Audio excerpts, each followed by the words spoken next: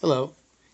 I wanted to do a movie review, a little bit of one. It's a couple of, a lot of times you get a sense for some things that are written in the Bible when you watch some sort of contemporary movie. And there's one of them, very old children's movie uh, called Willy Wonka and the Chocolate Factory. And the strange thing about this was with Gene Wilder. This is the older one. This is not the one with Johnny Depp, but the older one with Gene Wilder. The character of Willy Wonka. Willy Wonka had to be the type of character that you weren't sure of. You didn't know whether to trust him or not.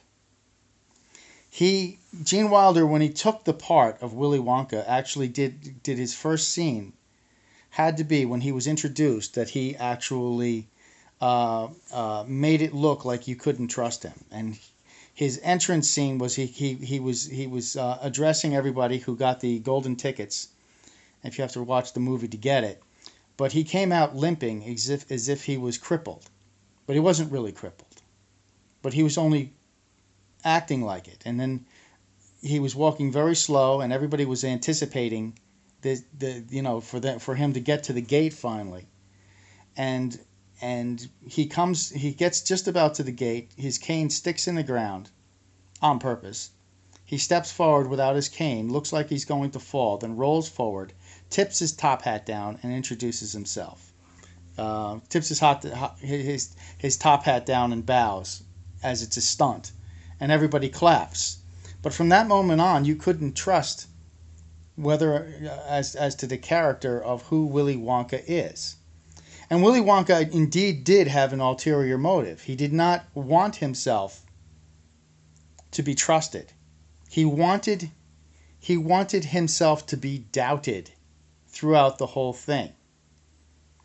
And so even with the signing of the contract with the children, they were all upset because he was going to. They were afraid that Willy Wonka was going to swindle them out of their prize, right? And there was a grand prize given to one child, and that one child would inherit the factory, but nobody knew what Willy Wonka's intentions were. And it was always a seed of doubt in the minds of everybody as to whether or not, Willy Wonka was trustworthy. So he would say things like, somebody would want information. He'd say, if you need information, if you have any questions, dial information. Thank you for calling. Like you're not going to get any information, or they would say something that was doubtful, and he would say, "Oh, you should never doubt what nobody's ever sure about." And he had all these little phrases that made him seem crazy.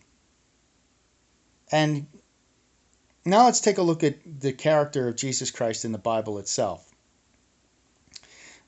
You see, faith in Jesus requires you trusting someone who seems to be untrustworthy. All right? He was somebody who was hung on a cross. His teachings were really good. But the Bible, when it was written in a certain way that you could take it several different ways. So, but when you look at the Bible, there has to be room for doubt. There has to be room for doubt. Because you have to take that extra step of faith to believe what's doubtable. It was in there on purpose. So when people bring up all these doubts about the Bible, they're there. They're there on purpose. And there's a phrase, so that they would be ever seeing but never perceiving of the truth. So just like in the movie Willy Wonka and the Chocolate Factory, everybody was doubting Willy Wonka. But as he was doing this, he was putting all the children through the test. And there were 4 children to test. And whoever won the prize, whoever passed the test, would inherit the chocolate factory. But nobody knew what that prize was. And one by one, all of the children failed the test. But the thing is that the winner of the contest also failed the test. He didn't get eliminated like the rest of the children, One wound up becoming a blueberry. The other one wound up swimming in almost drowning in a chocolate river and winding up sucked up a tube. The other one was a bad egg. If you ever watched the Willy Wonka and the Chocolate Factory, you can really get a sense of what this movie was about. These people were tested and found wanting, that they weren't actually good enough or good. So at the end, Charlie, the winner of the golden ticket, and Grandpa Joe had gotten to the end of the race without being eliminated, because the other people, when they were eliminated, well, they wound up having to be carried off because or taken out because they were in peril and they were thrown out. Even Mike TV, he had to be taken and be stretched. But during the movie, Grandpa Joe and Charlie had said it won't do any harm just to have a little fizzy lifting drink. And so Willy Wonka had taken them to these fizzy lifting drinks. You have to watch the movie to get this. I can't just, And they actually cheated and tried fizzy lifting drinks and were actually lifted up into the wall and almost were eliminated because they were nearly sucked into the fan at the top of the vent when they were floating in the air from fizzy lifting drinks. But Willy Wonka didn't catch them, right? Now, does this look like your Christian walk? There are other people that got eliminated because they obviously sinned. But you think that you didn't sin. And you get to the end of your walk and go, Jesus, look at all the good works you did. Well, let's take a look at what happened with Willy Wonka. They get to the end of the thing and they say, oh, and they're waiting for their prize. And they say, oh, well, busy day, whole day wasted. Willy Wonka says, I have plenty of work to do. Good day, sir. This, basically, the door is that way. And they're like, wait a minute, where's our grand prize? We got to the end. The other children didn't get to it. So Willy Wonka is in his office, okay? And the office is very strange. And Grandpa Joe is a little bit upset. He wants to find out why, since my grandson, Charlie, deserves this prize, where's the prize? So, and it was a lifetime supply of chocolate, but it was more than that. It was actually, he was going to be given the factory. So, Grandpa Joe storms in to see Willy Wonka and is disturbing Willy Wonka as he's sitting at his desk. And he was like, I'm extraordinarily busy, sir, Willy Wonka says. And he said, well, I just wanted to inquire, Grandpa Joe says, about the lifetime supply of chocolate. When is he getting it? He isn't getting the lifetime supply of chocolate. What do you mean? He isn't getting it because he didn't pass the test. Basically, whole day wasted, right? And to this, he's like, you're an inhuman monster, But basically, Willy Wonka said, wait a minute. You get nothing, sir. You stole fizzy lifting drinks. You floated into the ceiling. You bumped into the walls, which now have to be washed and sterilized. So you get nothing. You lose, sir. Good day, sir. As Willy Wonka is screaming at Grandpa Joe. Now, during the show, there was an opportunity. There was an opportunity given to all the children to sell Willy Wonka out. That if they were mad enough at Willy Wonka, they could actually ruin his chocolate business by selling out to Slugworth and giving him the everlasting gobstopper. And the rest of them who had lost had now rejected him because they were mad at him because they didn't pass the test. They actually thought in their own self-righteousness they were good enough, and they were going to sell out Willy Wonka. But Charlie knew he was wrong, and in his penitence did not sell Willy Wonka out, but laid the everlasting gobstopper on a desk and said, Mr. Wonka, and he put it there, realizing that he had admitted that he was not worthy of the prize. To which Willy Wonka said, you won. You win. I'm sorry for having to test you, Charlie. What was he testing?